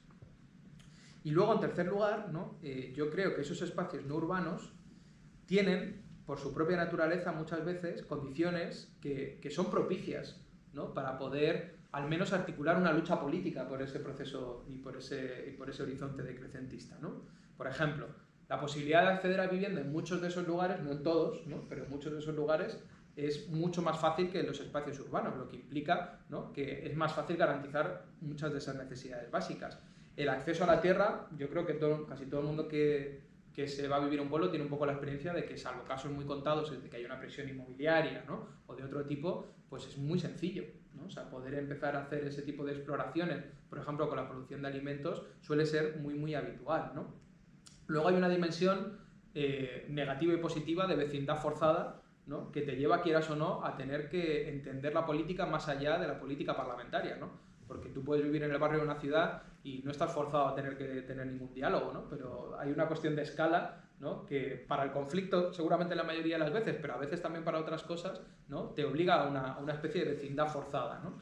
Y esa vecindad forzada ya de por sí es política, ¿no? Porque supone que tiene que haber un diálogo, que hay un reconocimiento de personas que viven en ese territorio y se puede convertir, tiene el potencial de convertirse en una agencia colectiva, ¿no? Y yo creo que no es casual, por ejemplo, que muchas de estas plataformas pues surjan precisamente en ese tipo de espacios, ¿no? Porque hay una, digamos, predisposición, ¿no? Tanto para generarse enormes conflictos, ¿no? Que hablan también de que hay varios proyectos para ese territorio que están en lucha, como para generarse también muchas alianzas poderosas, ¿no? Que pueden trascender, de hecho, y yo creo que seguramente sería deseable que trascendieran un proyecto concreto, ¿no? O una amenaza específica, porque en realidad tenemos un problema con una organización determinada del mundo, ¿no? Y lo relevante es cómo articular precisamente agencia en esos territorios, ¿no? Y luego hay una cuestión que puede ser un poco más sutil, ¿no? O puede sonar un poco filosófica, pero para eso soy profesor de filosofía, que tiene que ver con el tipo de relación que se articula con la naturaleza, ese tipo de espacios. Que a veces puede parecer una tontería, ¿no? Pero el estar expuesto, ¿no? Al cambio de las estaciones, al tener presente, ¿no? Cuáles son, pues, los ciclos de fertilidad, el tener una cierta mínimo interés, ¿no? En la presencia de, bueno, pues ahora, por ejemplo, se puede ir a recoger setas, ahora se puede recolectar este u otro elemento, ¿no? Incluso los propios ritmos en donde, bueno, depende, claro, si vives en un caserío es mucho más evidente, pero incluso en un pequeño pueblo, ¿no? La distinción entre tu espacio y el espacio del resto de lo viviente está mucho más desdibujada, ¿no? Desde tu relación cotidiana con los animales, ¿no? Tu relación cotidiana con el conjunto de la vida, y eso yo creo que no es casual que quien quiere empezar a transformar su vida lo busque activamente, ¿no? Porque genera otro marco de convivencia, ¿no? Y de alguna manera coadyuva a que se pueda dar esa transformación también cultural tan importante, ¿no? De pensarnos como los dominadores de todo, ¿no? Como al margen y fuera, a empezar a pensarnos como parte de, ¿no? Como insertos, ¿no? Como con, de alguna manera, también responsabilidades hacia los otros. Por ejemplo, nosotros estamos investigando mucho ahora sobre los derechos de la naturaleza, las transformaciones jurídicas, ¿no? Pero también filosóficas que se están dando en algunos marcos, ¿no? Y ese elemento es clave, ¿no? El empezar a comprenderse como animales insertos en la trama de la vida, ¿no? Que comparten muchas cosas y que luego tienen responsabilidades especiales, ¿no? Como somos los que podemos destruirlo todo, pues tenemos la responsabilidad de no hacerlo, ¿no? Y digamos que esos espacios no urbanos pues yo creo que tienen esa serie de potencialidades que yo creo que los convierten en laboratorios inspiradores para poner en marcha eso que pueda ser, ¿no? Una aproximación a una vida decrecentista en términos a veces individuales o grupales, pero también, ¿no? Para la puesta en marcha de proyectos políticos que luchen, ¿no? por hacer de eso una alternativa social. Claro, en conflicto y seguramente también necesariamente pues en alianza, ¿no? Con otros territorios y con esos espacios urbanos que ya de alguna manera reciben a más de la mitad de la población, ¿no? Y que por tanto pues no son obviables, ¿no? Digo a nivel mundial, ¿no? Se superó ese umbral simbólico hace unos pocos años en donde más de la mitad de la humanidad vivía no en ciudades sino en macrourbes, ¿no? En conurbaciones de este tipo que también han perdido incluso las potencialidades mayores que históricamente tuvo la ciudad, también como espacio democrático, ¿no? Y como espacio de organización. ¿Cómo hacerlo exactamente, ¿no? ¿Cuáles son de alguna manera pues, los pasos a dar? Yo creo que eso es lo que se tiene que pensar desde cada uno de los territorios, ¿no? Adaptándolo a ese propio territorio en sí y a las personas que allí lo habitan, ¿no? Pero yo creo que tener en mente, ¿no? y con esto cierro, ese marco en donde a lo que tendríamos que aspirar precisamente, ¿no? Sería reconstruir esos metabolismos circulares, ¿no? Y aculturalmente pues, abandonar esas nociones de omnipotencia del progreso, ¿no? Pues pueden ser brújulas que nos orienten en, digamos, pues, prácticas, después políticas, que tendrán que optar estratégicamente, ¿no? Pues seguramente por cosas muy, muy distintas, ¿no? Pero que no olvidemos que cuando nos estamos oponiendo a un macroparque eólico, en realidad lo que estamos haciendo es poner en cuestión la trayectoria del capitalismo industrial, ¿no? Y eso, de alguna forma, supone otro tipo de cuestionamiento, ¿no? Y un proyecto político que evidentemente pues, en absoluto se acaba porque un proyecto no se construya, ¿no? Como un poco se planteaba al inicio, sino que es una lucha que nos conecta, ¿no? Con las luchas que han resistido a la colonización en todo el planeta, que nos juntan con las revueltas campesinas, con los movimientos feministas, ¿no? Y con los movimientos también obreros que durante un montón de siglos quisieron hacer frente, ¿no? a esos desmanes. Nos convierte en un eslabón más de una cadena muy, muy antigua que seguramente debemos honrar, ¿no? Y tendríamos que tratar de alimentar pues, de la manera que podamos humildemente, con todas nuestras dudas, ¿no? Y con la situación de enorme emergencia en la que nos encontramos. Y nada, pues lo dejo aquí, que ha sido casi una orilla, y creo que a partir de ahí podemos...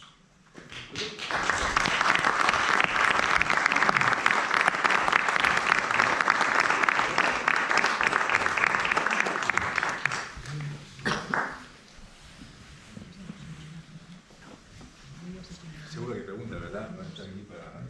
Sí. Bueno, pues sí, Vale. Muchas gracias. Muchísimas gracias. Yo creo que ha sido muy inspirador para mí, pero seguro que hay comentarios, por lo menos, ¿no? Preguntas, ¿no? Venga, va. Venga. A mí me ha encantado la charla, me ha encantado porque como sentir esa necesidad, ¿no? De siempre la lucha que hemos estado llevando con este tema de los eólicos, como sentir que teníamos que hacer estas reflexiones más profundas porque todo el rato nos estaban encarando con, pero si no queréis esto, si necesitamos la energía, si sois unos egoístas.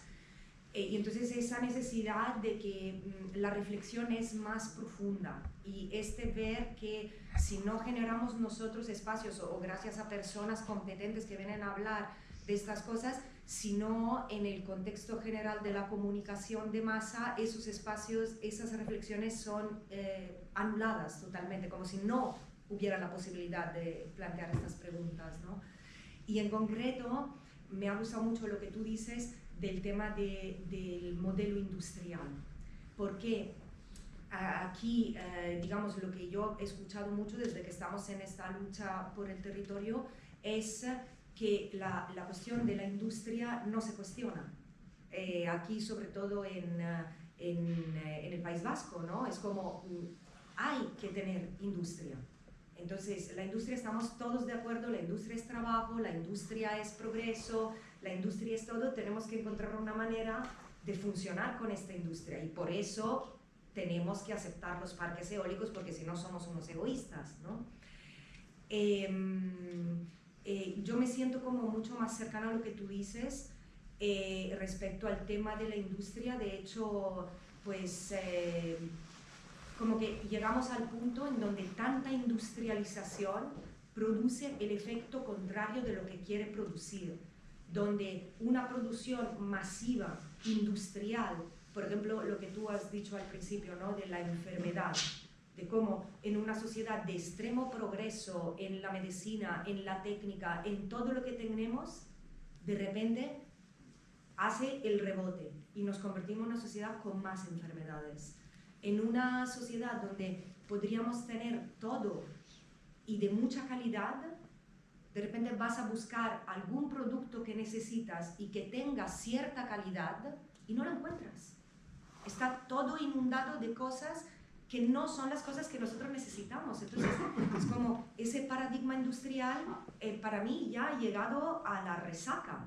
O sea, al punto en donde ya no está dando lo que había prometido, pero en una manera muy evidente que afecta directamente a nuestra calidad de vida, ¿no? Entonces, pues me ha gustado mucho que en tu charla tú lo destacaras, porque es como que eso no se puede decir en ningún lado, ¿no? O sea, claro, creo que estamos en Vizcaya, ¿no? Yo creo que aquí hay un ejemplo muy claro de cuáles son las ambigüedades del proceso de la apuesta industrial, ¿no? O sea, está claro que durante mucho tiempo pues, ha tenido capacidad de fijar población, de generar, ¿no?, mucha riqueza, ¿no? Que además la correlación de fuerzas, sobre todo el movimiento obrero, ha permitido que esa riqueza se convirtiera en un vector de democracia, ¿no? No olvidemos, eso sí, que en casi todos los sectores industriales clave, en una lógica colonial también, ¿no? Porque lo que ha tenido la habilidad, digamos, el País Vasco, ¿no?, o la industria vasca, ha sido de posicionarse en los lugares de las cadenas de producción y distribución y consumo de más valor añadido, ¿no? La industria del automóvil es un ejemplo muy claro, ¿no? O sea, no están ni en el momento extractivo, ¿no?, ni en el momento de los residuos, ¿no?, sino que están justamente en el de la manufactura, que es el que tiene más valor añadido, ¿no? Y ahora no está tan actualizado porque lo hicimos en el 2021, pero hicimos varios trabajos sobre el metabolismo de la sociedad vasca, ¿no?, y sobre la posibilidad de su transformación, y hay que entender que la economía del País Vasco sobre todo es una economía importadora y exportadora, o sea que su riqueza proviene sobre todo de comprar barato, ¿no?, en esa lógica de expolio colonial, y de vender caro. O sea, fundamentalmente, si eso no fuera así, no habría esa riqueza. No olvidemos, por ejemplo, que el mayor cotizador, como bien les gusta decir, pues es Petronor, que básicamente es eso. O sea, es decir, traer barato y vender algo con un valor añadido, ¿no? Pero claro, ¿cuál es el precio de eso? También muchas veces se olvida la cara B de todo eso, ¿no? Se olvida el expolio de los montes, ¿no?, con la industria forestal, se olvida la contaminación de los acuíferos, la contaminación por metales pesados. O sea, yo creo que todos recordáis que llevan ya varios veranos en donde zonas como Bermeo no tienen acceso a agua potable, ¿no?, porque los acuíferos no pueden utilizarlos.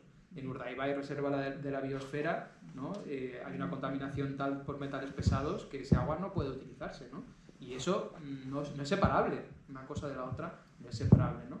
¿Eso significa que no puede haber ningún espacio para algo que podríamos considerar producción industrial, ¿no?, en un horizonte decrecentista? Yo creo que no. Es decir, que por ejemplo producción de muebles, producción de ropa, ¿no?, una cierta contribución, por ejemplo, en una otra lógica a materiales que fueran importantes para la construcción de vivienda, yo creo que eso se podría pensar, pero en un marco completamente distinto, ¿no? En base a otros materiales, en base a otros ritmos, ¿no?, priorizando, por ejemplo, la durabilidad y no la producción de beneficios, ¿no?, en una lógica no importadora-exportadora, sino territorializada, ¿no?, y por supuesto en una escala mucho menor, ¿no?, y eliminando muchos de los espacios fetiche, como por ejemplo pues, la industria del automóvil, que a largo plazo, ¿no?, es un problema. Claro, ¿qué ocurre? Pues que decir esto yo entiendo que es muy impopular por un lado, ¿no?, y muy complicado. ¿Por qué? Pues porque somos un poco rehenes de esas decisiones que se han tomado a día de hoy.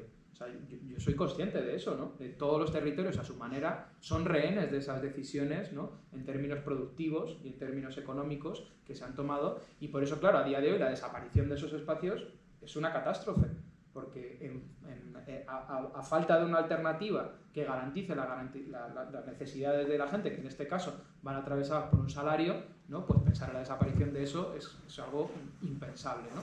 Por eso la tarea importante hoy es tener, digamos, yo creo, la capacidad suficiente como para, sabiendo que de alguna manera es indeseable, ¿no?, poner en marcha procesos democráticos que puedan llevarnos a transitar hacia otro lugar. pero transitar, ¿no? Rindiendo cuentas y exigiéndole, por ejemplo, a esas empresas que se han beneficiado y se han enriquecido de estas gentes y de este territorio, ¿no? Pues que ahora todo eso que han expropiado lo pongan al servicio de otros elementos que fueran los deseables aquí, ¿no? Por eso nosotros como elemento estratégico durante muchos años venimos trabajando con el mundo sindical, ¿no? Para decirnos que el trabajo que el mundo sindical tiene hoy delante no es el de garantizar mejores salarios exclusivamente, ¿no? Sino que es el de ponerse de alguna manera manos a la obra para ser los pilotos de hacer de este territorio otra cosa desde el punto de partida que ahora hay, que es el de cierta riqueza, ¿no? Porque es que además, si no lo hacen, digamos, de esa forma, ¿no? Los actores sindicales, con esos otros criterios de democracia, lo va a hacer el capitalismo global, que ya lo está haciendo, ¿no? Y el cierre, por ejemplo, en cascada de empresas, por desgracia, no va a ser porque de alguna manera esto se esté rearticulando hacia otro lugar, sino por mero abandono, ¿no? Y por básicamente una lógica de competición global que hace que el tipo de condiciones que aquí hoy están garantizados y que han garantizado el movimiento obrero, pues no sean ya interesantes, ¿no? Entonces, bueno, ya sabéis que ha habido algunos experimentos previos, lo que ha sucedido en torno a Mecaner, por ejemplo, y otros, que de alguna manera yo creo que son inspiradores de decir, bueno, pues un sindicalismo que se haga cargo de la situación presente, ¿no? Y que trate de proyectar una reorganización de esto que no profundice en esos problemas, pero que tampoco deje atrás precisamente pues, al conjunto de la gente, ¿no? Y es un desafío mayor, es un desafío mayor. Muchos desafíos. Bueno, gracias por tus reflexiones. Me llega lo de la COP cuando has dicho, porque justo es en Brasil ahora, terminó recientemente, ¿no? Y las últimas noticias que escuché es de que, bueno, es un banco de negociaciones aquello ya, infelizmente. Y hubo algo que has dicho también sobre esta cosa de cimentizar, o sea, de tenermos todo estructurado con cementos, y hay movimientos que están surgiendo para quitar estos cimientos y dejar que la naturaleza haga su parte otra vez, ¿no? Nada, solo cosas que se me quedaron de lo que fuiste hablando. Y bueno, es siempre bueno escuchar nuevas perspectivas y cuestionamientos, que no hay que olvidar de que si no hacemos esto, realmente nos queda nada por hacer. Yo soy bastante pesimista en relación al futuro, pero bueno, menos mal que estamos aquí, que nos reunimos para hablar y pensar qué pequeñas formas podríamos hacer para ralentizar este proceso. Y por otro lado, hay un libro que he dejado a Chiara y a Javi una vez, que se llama Bolo Bolo, que habla sobre de qué forma podríamos... Es un libro que no tiene autor, son varios autores, ha sido traducido por algunos idiomas, y habla sobre una forma de ir rompiendo estos mecanismos de metabolismos sociales de forma más silenciosa, pero eficaz. Después te lo puedo pasar por si te interesa leer. Muchas gracias. A ti.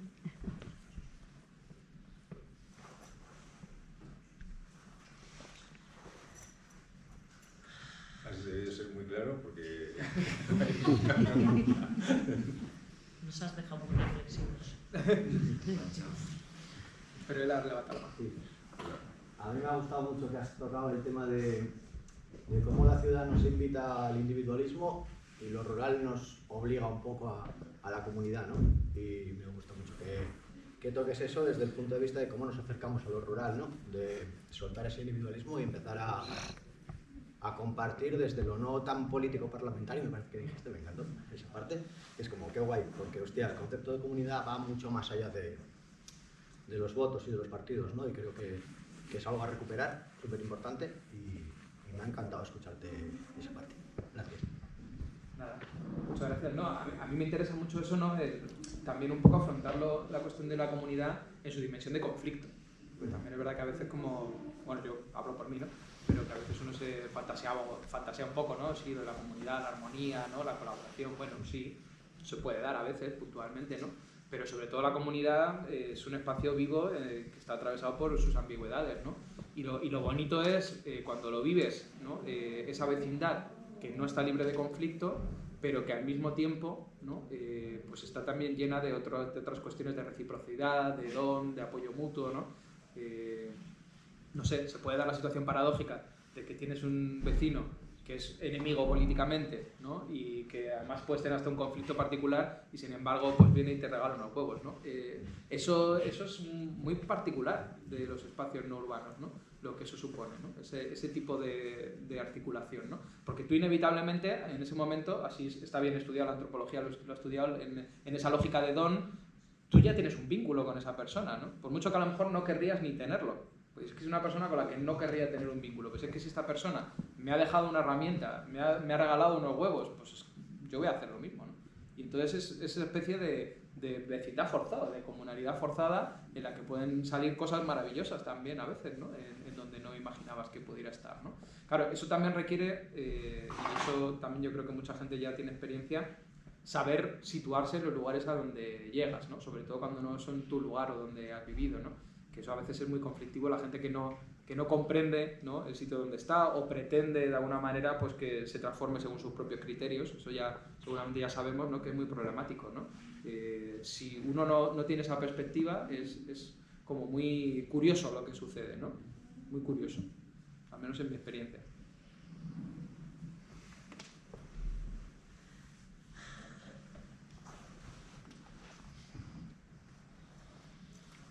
Más preguntas, lo acabamos aquí. A mí me da pena acabar la charla. No, yo creo que somos muy buenos haciendo análisis de lo que nos está pasando, pero somos muy malos dando respuestas. Y luego creo que ¿a qué estamos dispuestos a renunciar para decrecer? Que igual habría que renunciar a cosas que no estamos dispuestos. Y luego creo que tenemos una visión muy idílica del mundo rural. Y yo creo que el mundo rural ha sido muy duro y con muchas enfermedades, con muchas hambrunas. Y otra cosa más, y el buscar esa ruralización otra vez de alguna manera. ¿A dónde nos llevaría coger toda la población de la ciudad y llevarla a un entorno rural? A una ocupación terrible del territorio. Los bosques de Vizcaya no se consumieron exclusivamente por un tema industrial, se consumieron por vergas, pero se consumieron por construcción de caseríos, por uso del fuego, para alimentar los hogares. No sé, yo creo que hay un problema también tenemos que hablar de decrecimiento poblacional. Somos demasiados en este mundo para los recursos que hay en un mundo infinito. Yo creo que estamos muriendo por nuestro propio éxito como especie. No sé, creo que... Muchos de los elementos que traes son centrales en estos debates y suelen aparecer, ¿no? Has dicho muchos de ellos, lo podemos repasar un poco brevemente, ¿no? Pero empezando por el final, no estoy de acuerdo contigo en el sentido de que en realidad hay una distribución extremadamente desigual de los impactos, históricamente y de forma presente, ¿no? O sea, es lógico que nosotros lo miremos desde nuestro punto de vista porque somos los principales responsables de todos esos impactos, ¿no? En un territorio como el País Vasco estamos en la punta de lanza, ¿no? de lo que es esos impactos a nivel mundial e histórico, ¿no? Nuestra responsabilidad de hecho es mucho mayor, ¿no? Pero es que si atendemos a las desigualdades sociales a nivel mundial, ¿no? O sea, es decir, cómo se concentran esos impactos y esa riqueza en unas pocas personas, y a las desigualdades territoriales, ¿no? Hay millones de personas que apenas tienen ningún impacto y que no lo han tenido históricamente. Que se da la paradoja y el drama de que encima son los que más sufren los resultados, por ejemplo, de las crisis socioecológicas, ¿no? Entonces hay ya bastante desarrollo al respecto de cómo, bueno, seguramente de forma natural, ¿no? Con un control de las mujeres de la natalidad, nos estaríamos seguramente enfrentando en breve a una caída de la población, ya hay una estabilización, ¿no? Pero que el problema no son los números absolutos. Hay una serie de estudios, los de la gran aceleración, ¿no? Que miden cómo han sido los crecimientos exponenciales de nuestro consumo de agua, de nuestro uso de territorio, etcétera, ¿no? Y de la población, y durante un tiempo más o menos estaban acoplados, pero ahora mientras estos siguen creciendo enormemente, ¿no? Los de la población se han frenado muchos y se van acercando ya, digamos, a alcanzar una cierta meseta. Pero el problema no son que haya aumentado muchísimo el número de personas, sino cómo ha cambiado la forma de vivir de esas personas. Porque cuando se accede de alguna manera a lo que se ha vendido como el modo de vida deseable, ¿no? Que es el de Estados Unidos y Europa fundamentalmente, ¿no? Y de repente millones de personas acceden a algunos elementos de ese modo de vida, es cuando los impactos crecen exponencialmente, ¿no? Y ahí está pues ese espacio paradójico, por ejemplo, que es China, ¿no?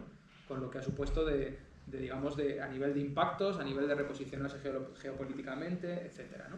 Entonces, el problema es de la forma de vivir y no tanto de los números, porque en todos los ámbitos relevantes de acceso a vivienda, de acceso a recursos, de acceso a alimentación, ¿no? Hay buenos estudios que plantean que eso sería posible haciendo las cosas de otra manera, ¿no? Por ejemplo, en términos de recursos, estabas hablando de la biomasa, que efectivamente es un recurso muy, muy sensible, ¿no? Claro, la manera en la que se calentaba la gente históricamente es extremadamente ineficiente. A día de hoy, por ejemplo, ¿no? Solamente con lo que se sabe sobre la arquitectura bioclimática, ¿no? Otras formas de construir, atender a la orientación, pero incluso algunos dispositivos específicos, porque hay innovación que es buena innovación. Lo que pasa es que la mayoría de la innovación está orientada a generar beneficio capitalista. Pero, por ejemplo, nosotros colaboramos con investigadores en México que tienen un instituto de tecnología apropiada que han llevado a un extremo de sofisticación, ¿no? Las estufas de leña, se llama estufa Pazzari, que han aumentado su eficiencia hasta en un 90%. Digamos, con el modelo de partida que tenían, ¿no? Hablando de eso, podríamos hablar de nuevas prácticas de producción de alimentos que son mucho menos intensivas en territorio, ¿no? Etcétera. O sea, hay muchísimo hecho sobre eso, pese a que no se ha dedicado casi nada de energía a ello, ¿no? Pero hay muchísimo hecho sobre eso que en esas bases, ¿no? Y si atendiéramos simplemente a lo que ya existe, porque toda la maquinaria que ya existe, todas las viviendas que ya existen, ¿no? Todo lo que ya existe, es muchísimo, ¿no? O sea, lo que pasa es que no está bien repartido. Lo que me lleva a la cuestión del mundo rural histórico. Yo no idealizo el mundo rural histórico. Primero, el mundo rural es una macrocategoría que es poco útil analíticamente, porque no vivía igual un pescador que vivía un agricultor, ni se vivía igual aquí que se vive, ¿no? En otras partes del planeta. Ha habido un montón de organizaciones, ¿no? Políticas distintas con esa base agraria, ¿no? El imperio chino tiene una base agraria, igual que lo tenía el imperio azteca o que lo tenía, digamos, el mundo rural aquí vizcaíno en el siglo XVIII. Es decir, que el mundo rural es una macrocategoría, ¿no? Que yo creo que no conviene utilizar como referente histórico, pero sí quizá como referente metabólico, que es a lo que yo me refería. O sea, que tenemos que pensar en cómo poder vivir del sol y de la tierra. Eso sí que es muy, muy relevante. Pero porque además es que va a ser así antes o después, queramos o no queramos. Es decir, porque serán siglos, serán décadas, serán años, no lo sé, yo no soy pitoniso, no tengo ese interés, ¿no? Pero todo el mundo sabe que esto que hemos vivido como la industrialización capitalista es una excepcionalidad histórica, ¿no? A lo mejor se acaba por el lado del desastre climático, y entonces ya no hay nada más que hablar, pero si no se acaba por ese lado del desastre climático, ¿no? Va a haber que adaptarse a, digamos, el descenso, ¿no? a esa disponibilidad de recursos. Entonces, es inspirador, yo creo, muchas veces esas prácticas, pero no idealizando una especie de modo de vida que yo creo que es problemático. Yo no para nada voy ahí, pero también yo creo que en este mundo, ¿no? Particularmente aquí, que hemos tenido ese referente rural franquista, ¿no? Hay que también hacer el ejercicio de reivindicar cosas que eran positivas. O sea, por ejemplo, la organización económica en torno a los comunes, que ha estado presente pues, desde, por ejemplo, el Tribunal de Aguas de Valencia, cómo se distribuía el acceso a la pesca, cómo se distribuían los recursos forestales, ¿no? Cómo muchas veces también incluso los agrícolas, no es que lo diga yo, es que desde que ganó el Premio Nobel de Economía Elinor Ostrom, ¿no? Hasta la actualidad, toda la exploración alternativa sobre economías no capitalistas se articula en torno a la noción de lo común. Pues eso es una herencia directamente de los mundos, digamos, populares, rurales, no solo rurales, sino populares, también populares de las ciudades, que tienen una lógica del común, ¿no? En términos democráticos, o sea, yo por ejemplo que siempre he militado en espacios libertarios, claro, nos hemos hecho muchas fantasías sobre la revolución, sobre cómo tal, que si la asamblea joder, tenemos un espacio de gestión de toma de decisiones democrático asambleario que existe ahí funcionando desde hace siglos, pues eso ¿por qué no lo vamos a reivindicar, ¿no? Y reivindicar esos espacios puntuales no significa, ¿no? Comprar un pack completo necesariamente, ¿no? Y luego en relación a lo último, que es la cuestión de las soluciones, pues el asunto que tenemos aquí es que, claro, problemáticas de la envergadura a la que nos enfrentamos, ¿no? Deberían estar ocupando a todo el mundo en todos los sectores permanentemente. porque solamente así podríamos dar probablemente con respuestas, ¿no? Digamos a la altura de lo que necesitamos. Ahora, lo que sí que creo es que hay muchísima gente más interesada, o sea, hay muchísima más gente interesada en que organizáramos las cosas de otra forma, ¿no? Que la que está interesada en continuar en esta trayectoria. La cuestión es cómo articular eso políticamente. A mí, por ejemplo, pues yo qué sé, hay iniciativas de repente que me parecen muy inspiradoras. Te puedo contar, en esta charla no me centraba en eso, en otras solo me centro en eso. De hecho, escribimos un libro que se llama De crecimiento del qué al cómo, con esa orientación, digamos, práctica, entre comillas, ¿no? Buscando referentes, ¿no? Buscando un poco cómo podrían ser grandes líneas que orientasen, ¿no? Pero te pongo un ejemplo como el de la alimentación, que lo hemos tratado varias veces. O sea, el enorme problema que tenemos con la alimentación hoy. Por ejemplo, en el Estado francés están explorando una fórmula que lo llaman seguridad social de la alimentación, ¿no? Que permite simultáneamente garantizar el derecho a la alimentación de la gente que no lo tiene hoy garantizado, que viven precisamente pues, esa situación de exclusión alimentaria, ¿no? Un sistema de cotización, que es lo que están tratando de plantear en proyectos pilotos, en los que todo el mundo contribuyera, como contribuimos ahora en otros espacios, ¿no? Y todo el mundo tuviera acceso a un mínimo de recurso para alimento mensualmente. 150 euros están probando ahí, ¿no? Y además un espacio de exploración democrática, lo llaman cajas de la seguridad social, en la que cada territorio decidiera en qué se puede gastar o no ese dinero, ¿no? Y por tanto que está convirtiéndose en una forma de garantizar ingresos a gente que, por ejemplo, produce en términos agroecológicos. Pues eso, por ejemplo, es una política decrecentista, claramente, ¿no? Que está inspirada en muchas lógicas comunales, ¿no? Que tiene una raigumbre rural, pero que no significa que ahora yo voy a vivir como mi abuelo, que por suerte no tengo que hacerlo, ¿no? Pero es que ni una cosa ni la otra, digo, porque tenemos que saber situarnos en valorar lo que hay que valorar también, porque el desprecio generalizado que se ha dado al mundo rural, también el autoodio, cuando no sé cuántos de nosotros, o nuestros padres, o nuestros abuelos son o eran campesinos, también es un problema cultural muy grande que tenemos aquí. Porque mis dos abuelas y mis dos abuelos eran campesinos. Joder, pues también algo bueno habría en eso, ¿no? No va a ser todo malo, ¿no?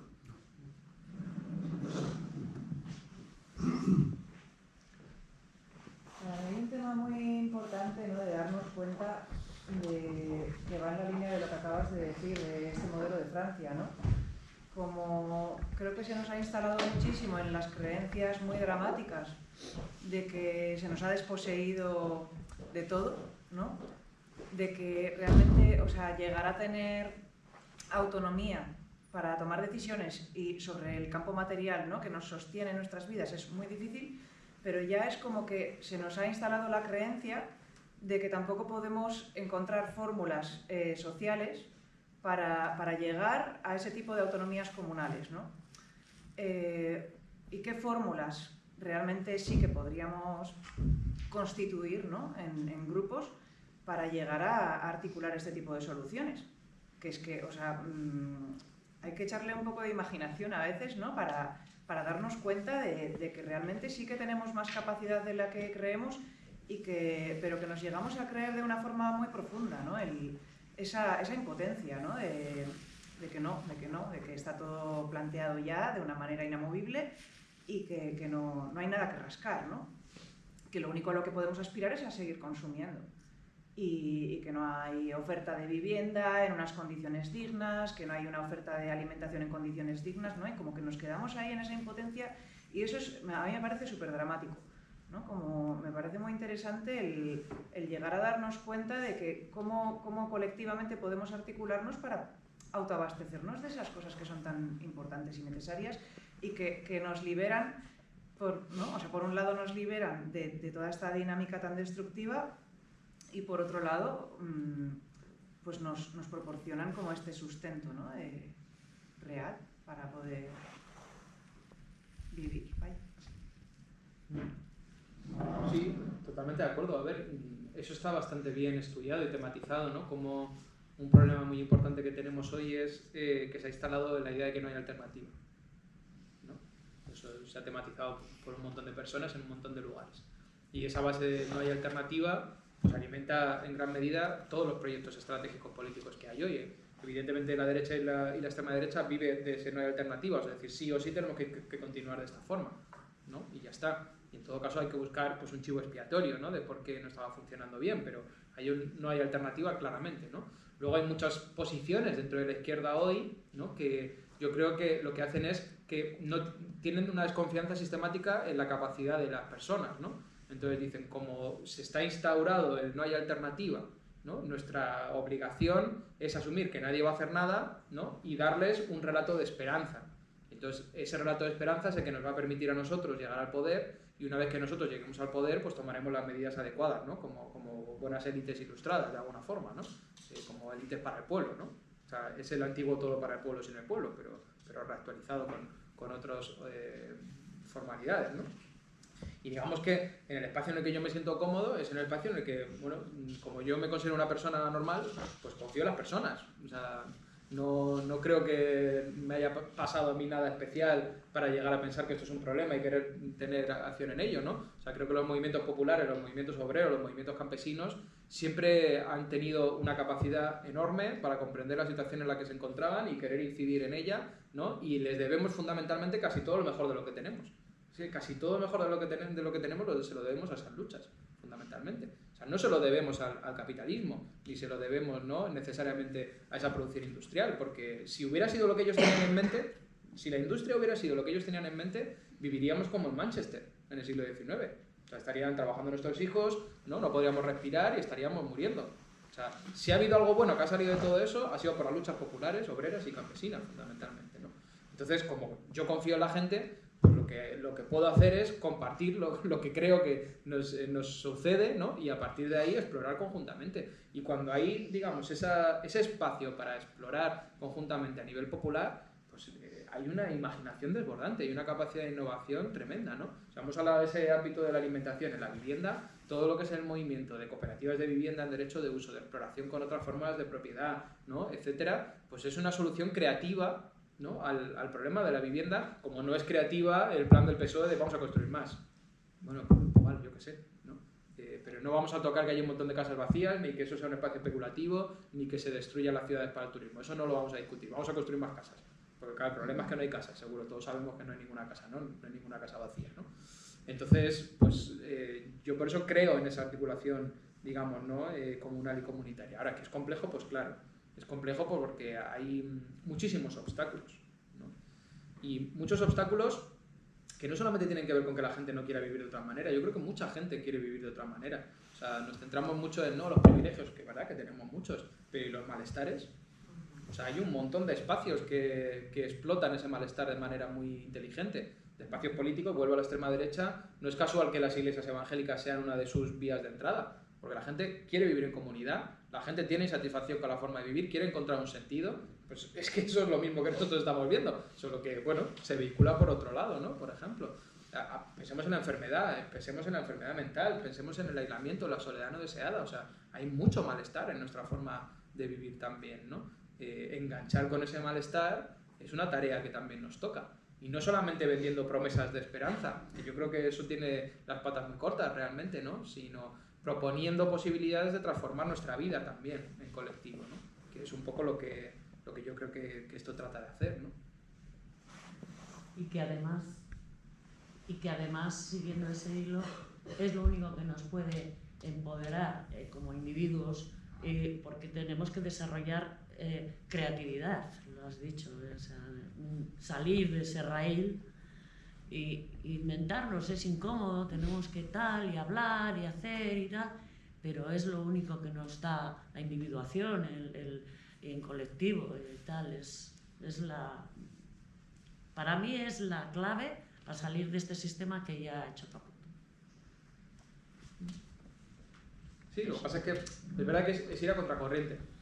Esa es la cuestión. Es un poco ir a contracorriente. Yo eso sí que lo entiendo. ¿Por qué? Pues porque hoy se favorece el que no incidas, el que no digas nada, el que estés en tu casa, el que consumas, en que estés con tu teléfono móvil, ¿no? Eso es lo que se incentiva. Que eso es profundamente dañino. Eso es lo que a la gente le hace daño. Porque se siente mal, porque siente que su vida no tiene sentido, porque está triste, deprimida, ¿no? Entonces, ese es el carril que se incentiva, ¿no? Esto es de alguna manera, pues decir, bueno, vamos a girar un poquito, ¿no? Pues como cuando, yo qué sé, cuando en el trabajo de repente alzas la voz y dices, es que esto no puede ser así, tiene que ser de otra manera, pues ya sabes que te van a mirar un poco regular. Como cuando en tu pueblo dices, oye, pues es que este proyecto igual no tiene por qué ser, pues ya sabes que igual te va a dar algún problema, pero igual te va a dar muchos también satisfacciones, alianzas, ¿no? Y amistades. Yo lo mejor que me ha dado la vida son lo que me he encontrado en la lucha, realmente, ¿no? Sí, es ese aspecto que tú decías, que la pregunta es muy profunda, en el sentido que muchas veces, ¿no?, ante el discurso del decrecimiento, ¿no?, pero tú quieres volver a vivir como tu abuela, siempre es en negativo, siempre es tienes que renunciar, tienes que estar peor, tienes que... Cuando la pregunta de verdad es saber, ¿tú cómo estás? ¿Tú qué necesitas? Si de verdad la gente, todo el mundo, hacemos el ejercicio de responder a estas preguntas, de repente nos damos cuenta que tantas cosas de comodidad material ¿no?, todo lo que poder viajar, el poder las casas, el poder la comodidad, que teóricamente es lo que produce nuestra felicidad, en realidad en la pregunta individual cada uno sabe que no es así. Y es lo que él dice, ¿no? De repente el compartir con otros, el poder elegir tu vida, el poder ser autónomo, estas cosas son carencias que nuestra sociedad no responde, solo responde con la riqueza material, y la riqueza material ya se está viendo que no produce, ¿no?, felicidad, sino que al final produce muchos problemas, ¿no? Pero esas son las preguntas que es difícil hablar, ¿no? Porque también hay un tapón cultural, ¿no? O sea, decir que el relato del éxito es el que consume mucho, el que es rico, el que viaja, el que va, el que viene, ¿no? Ese es el relato del éxito, que a todos nos afecta, ¿no? Pero seguramente cuanto más jóvenes somos, ¿no?, o en esos momentos más sensibles, pues quizá incluso más permeables somos, ¿no? Pero luego en realidad, no lo sé, no lo digo por mí, porque digo, a lo mejor yo es que soy un raro, no lo sé, ¿no? Pero nosotros hemos tenido, por ejemplo, con mi compañera, ¿no?, una experiencia muy, muy bonita en el proceso de reconstruir nuestra casa, ¿no? O sea, una casa vieja que tenemos que reconstruir. Que yo decía, pues esto es una cosa como muy personal nuestra que hemos hecho, ¿no? Y luego de repente te das cuenta de lo que supone para otras personas, ¿no? Entonces, invitar a la gente a que venga a currar en una obra en agosto, ¿no?, en términos de nuestro marco cultural dominante, pues parecería lo menos atractivo del mundo, ¿no? Es decir, joder, pues si me podía ir yo de vacaciones, coger un avión, ¿no?, e irme a Costa Rica en vez de estar aquí poniendo cal, ¿no? Y en cambio, ¿no? Lo que nos transmite un montón de gente es que es uno de los momentos donde más disfrutan de todo el año.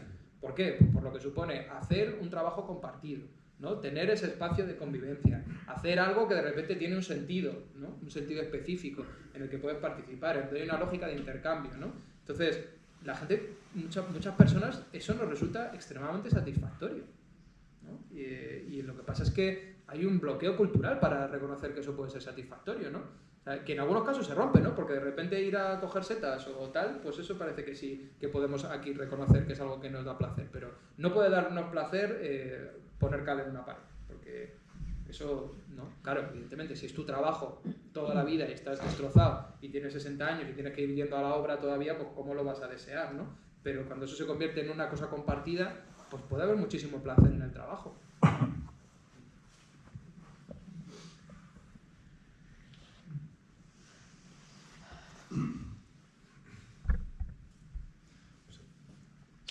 Yo me quedo un poco con una cosa que has dicho que ha quedado bastante hilo, que es que hay mucha gente que estamos haciendo cosas, como ahora mismo, que estamos trabajando, que estamos abiertos a las dudas, abiertos a la reflexión, y eso está enfrente con un discurso único o unos pocos discursos con un altavoz muy grande que parece que son la única opción, ¿no? Pero simplemente el hecho de preguntarse, el hecho de dejar espacio a la duda es avanzar, ¿no? Entonces, pues eso es lo que estamos haciendo aquí, gracias a Adrián.